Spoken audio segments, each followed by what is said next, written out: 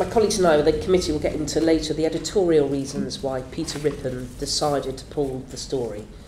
But there were 3 chilling words used last night, reported to be that used by Mr. Rippon, which I thought reflected very badly on the culture. And of course I'm referring to just the women.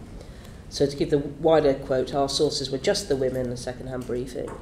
That, to me, this is a comment made just a few months ago, just the women, just reflects actually the culture of deciding whether or not sexual abuse privileges should be recognised or not. Sexual abuse allegations should be recognised or not. Actually, the culture hasn't changed at all. That phrase on the face of it isn't in the least defensible, of course, and I do believe the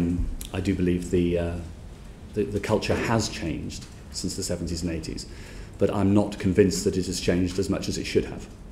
And that takes me to the third strand of work I announced at my press conference on the 12th of October, when I talked about wanting to bring in an external expert or advisor who would help us with any ongoing allegations of sexual harassment and effectively provide an external pair of eyes for me on the broader culture, in the broader sense of how women are treated at the BBC.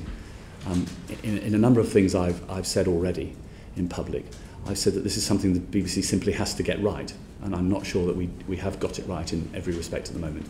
But what I'm doing is I'm in a position to give this news to the committee today.